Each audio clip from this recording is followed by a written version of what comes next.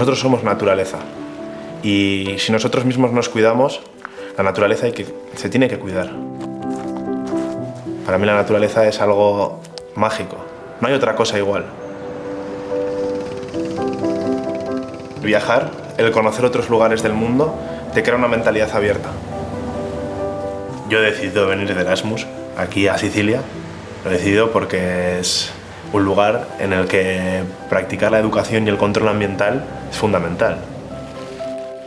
La organización donde yo he realizado mi periodo de prácticas, su función principal es la protección, control, la monitorización del medio ambiente, del medio marino.